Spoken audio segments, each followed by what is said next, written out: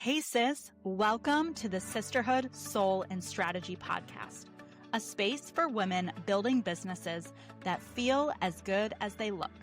I'm Steph, a small town girl from Wisconsin with big dreams to positively impact the world. This podcast is from the heart, where we share real conversations about building intentional businesses that thrive in every season.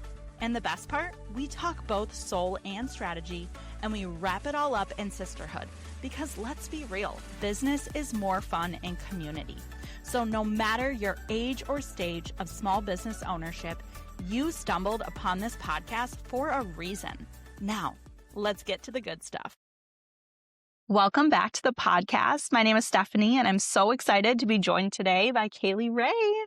Welcome to this cozy couch. Thank you. She is a grounded guide, an intuitive, very soulful, and has created this ritual that she helps others bring into their life. So let's get right into it. Sure. Take us through your journey of how you help other people solve the problem that you solved in your own life.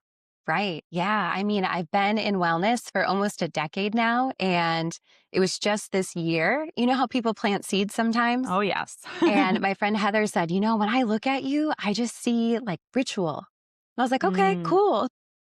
I do too. And then as this year evolved, I knew I wanted to sort of shift how I show up, not only in my studio, but with the candles that I'm making. I'm even really excited to experiment with like beeswax and do some different, more like natural options. But it became this like process of slowing down and softening into my feminine. My friends used to joke that I was always so busy. And I was like, yeah, I know, it's awesome. And then the last couple of years, I'm like, maybe it's not so awesome. But because culture rewards this thing, it's been hard to sort of shift out of that and find this cat's word, harmony, right? In between like getting things done and also taking care of myself. And even being here at training this week, 8 hours a day at work, I'm like, how do people do this? Like, how do they take care of themselves when they're not home all day? So it's been this journey of just like creating rituals in my life that feel supportive, trying things on, figuring out what feels good, what works for me, what doesn't, because I'm certainly not going to recommend anything to my clients that I haven't at least tried. And it's sort of just giving them permission right now to like be a little selfish, right? You're a mom, you're a business owner, you're a daughter, maybe your mom needs help or your husband needs help, their health is bad, all these hats that we wear where we kind of forget about what we need. And so I'm not encouraging them to abandon their family, but how can they show up for themselves just a little bit? And I found the best way to do that is by creating some like morning rituals and some evening rituals. And so I'm just really excited to share this message with my women clients. And you've started this journey many years ago. And what got you into the wellness industry? Because I find that's always a very interesting story, how people get, kind of sucked into this sort of culture of, hey, I am ready to take care of myself. What's next? What's next? What's next? Take us through great that. Question. So let's see. After graduating UWL, which I originally went to for physical therapy, I didn't know that. I found my way into massage therapy, which is like similar but different. I'm like, my people actually want to come see me. That feels good. In the interim, I had my son, Ryder, and so I just needed a job. And this job was late nights, especially at the end of the month, right? Because it was with like loans and finance. And so you're trying to get all the money in before the midnight closes. And so like Halloween and New Year's Eve. So I like missed Halloween with Ryder when he was little. And I was like, that's a bummer, Culture, climate, just not ideal. And essentially I was a glorified bill collector. So I'm calling people for their payments. They're yelling at me and swearing at me. And I decided one day to take advantage of a gift card I had to a local spa. And I just went in for a body treatment. And I laid on that table and I was like, what even is this? It's so quiet. It's so peaceful. Like, how do I get more of this in my life? And literally, I left that appointment. I looked up a massage program, found that a college here in town offered it. And I put in my 2-week notice and started that program immediately. So massage came first. That was like 2014, 2015. It didn't take long working in spas to decide I needed to work for myself. So 2017, I opened my first massage business.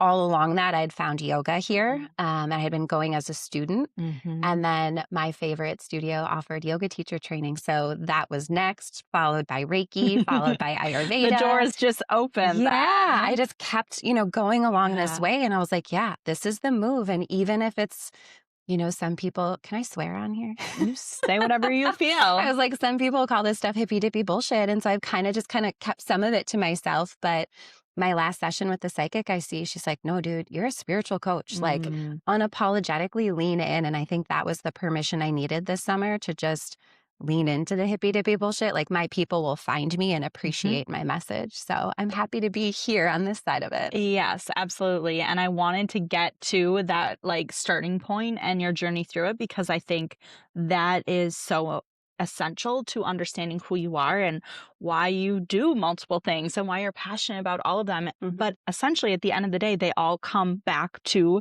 this idea of ritual, right? And the ritual can be whatever you need it to be for your morning, your evening, your lunch hour, your weekend, whatever that is. But it's infusing those little pieces of all the trainings that you've had and all the knowledge that you've collected along the way to then be able to suggest to your clients and the people you work with to say, have you tried this? Have you tried that?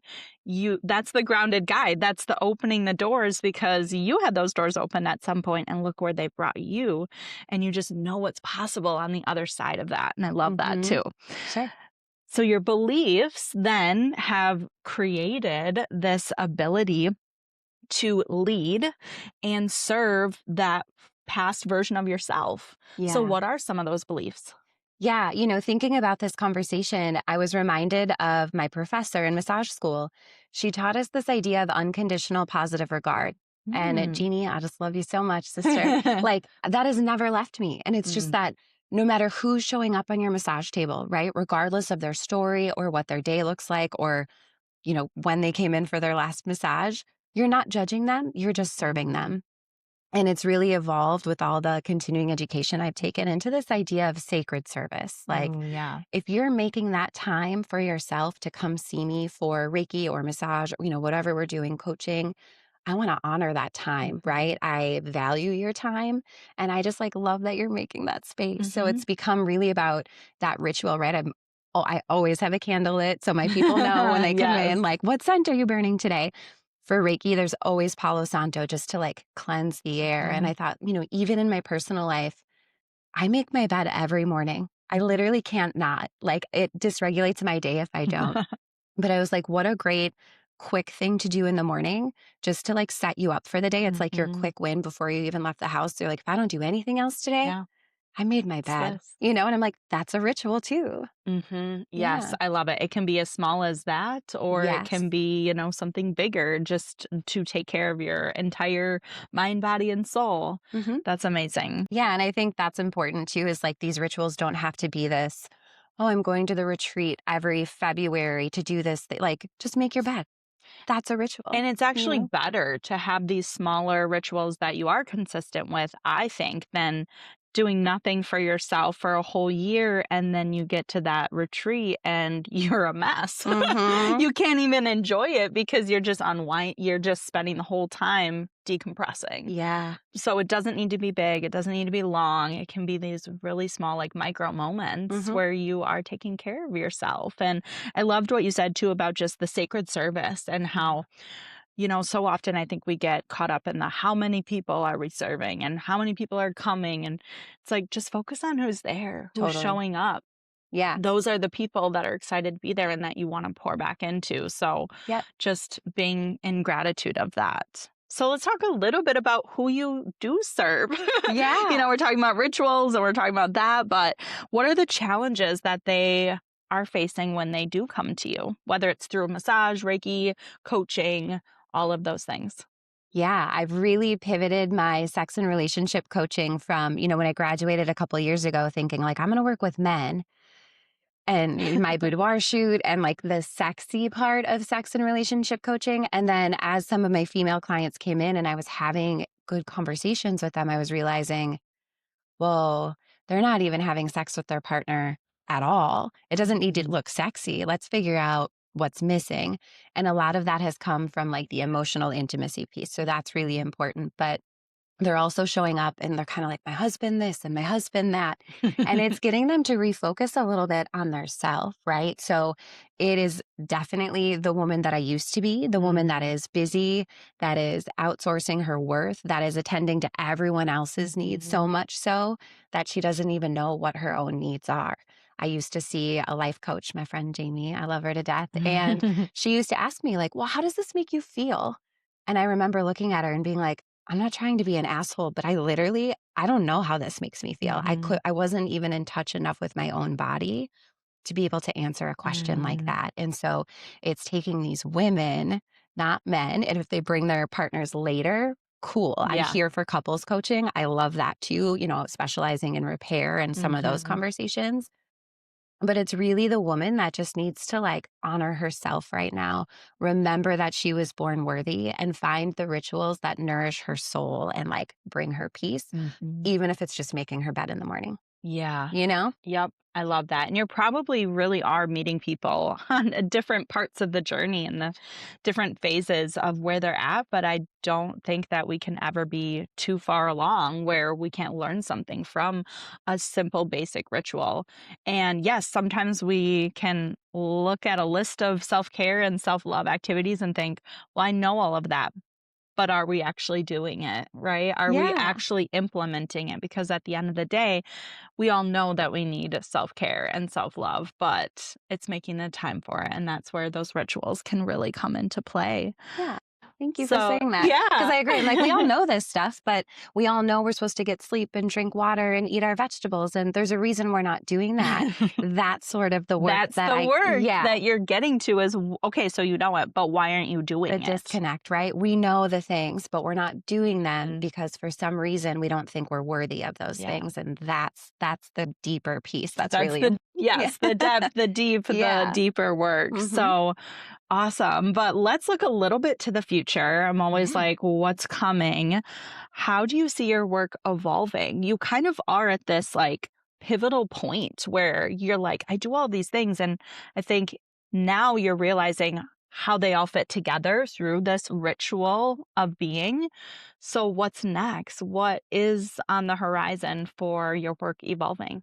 Yeah, it's been such an interesting journey. Doing massage for so long, I got a little burnt out, right? I've always considered massage, I love it. I don't dislike it. It's just not my favorite thing anymore. And so it was taking a step back from that, trying to make room in my calendar for coaching clients, while also, getting that information from the psychic this summer that I'm here like spiritually. And I'm like, okay, I've had my Reiki certification for years. It's just not something I marketed. I was like, well, people know that I do it. Well, visibility, right? Yeah. And so leaning into how can I put all these things together that I know, because that's where my passion lies, right? It's not just seeing someone for an hour massage, sending them on their way. Once you read The Body Keeps the Score, you're like, oh, your low back hurts. We should talk about that. Yeah. Why is that? The psychosomatic component a little bit. And not everyone's ready for that. So it is, sure, still taking some clients. If that's all they want to see me for is massage, that's okay. But combining right now, my biggest passion is the Reiki ritual. So it's Reiki, it's coaching, it's massage. They're coming in, they're talking about maybe what intention they have for the session. I read their energy, and then I kind of fit the massage and the coaching. I tailor it to what came up for that. Eventually, hopefully leading into more like intensives, probably like one-on-ones with a woman where it's a half a day or a full day. And we're doing all the things, right? I'm teaching them yoga. We're breathing, we're coaching, there's massage, there's Reiki. It's like just one-on-one, really holding her, because I feel like women need to be held and seen and supported, and they're just not always. Yeah, I love that. And I love the combination. And even being like a busy entrepreneurial mom, I know coming to you and be like, let's put it all together just for efficiency's sake. Yeah, too, because I got 2 hours. Let's go. I think that is helpful too. So whether you look at it from like, going into that depth, or just being able to do lots of things in a little bit of time for yourself, that is incredible that you can do all of those things. Yeah. There's not a lot of massage therapists that also do Reiki and also do coaching. So I think that combination of all your gifts together is also what makes you so special and unique. And you can just feel that passion coming forth in creating that service. Yeah. Which is really exciting. I'm so excited. I'm like, the revolution of love is great. It's sort of just a different container for women to be vulnerable. And like speaking about retreats today and going to Costa Rica potentially, like, yes, my little travel heart is like, okay, what else can I do? Right? Yeah. Yeah, it's clear like there's some very exciting things on the horizon for you. Yeah. But my final question is just, what drives your soul today? What do you get up for each morning? Why do you do this work? Yeah, I think, and maybe this is common, right, in service-based industries, but when a client reaches out to me to say, hey, I did that thing, or hey, remember that thing you said? And I might not even remember it, but because I planted the seed in that moment, and maybe it's 3 months later that it's all of a sudden relevant to them, but they realize that like, I know what I'm talking about and I'm here to serve them, and there's no judgment, right? I'm meeting them where they're at. But just the transformation that I see with my clients that like hear me do the work, come out the other side and give me that feedback, it makes it all worth it. You know? Absolutely. Seeing the people go full circle through that journey, it is truly the best, most gratifying feeling as a coach or someone that is a guide. So that's so exciting. Well, how can we continue to connect with you and support the work that you're doing, or get in touch with you to experience some of these amazing services? Yeah, lots of things going on right now. So social media, both for Instagram and Facebook, it's Deep with Cailee Rae. And then my new updated website where everything's all together, wellnessdeep.com, has like my candles for purchase. There's also an option just to schedule a connection call if you're just like curious to see if we're a good fit. Perfect. Social media has all the Revolution of Love nights coming up through January. And then in February, we're hosting a retreat here kind of locally. So lots of ways to get in touch. Awesome. Well, thank you so much for this great conversation. Yeah, thank you. Hey sis, if this episode spoke to you, make sure you're subscribed so you don't miss our weekly conversations that drop every Monday. And would you share this with a fellow sister that needs to hear this message too? If you're craving sisterhood, soul, and strategy in action, I'd love for you to step inside our Sister Circle community, where we gather, grow, and build intentional businesses together in real life and real time. I promise, business is more fun in sisterhood.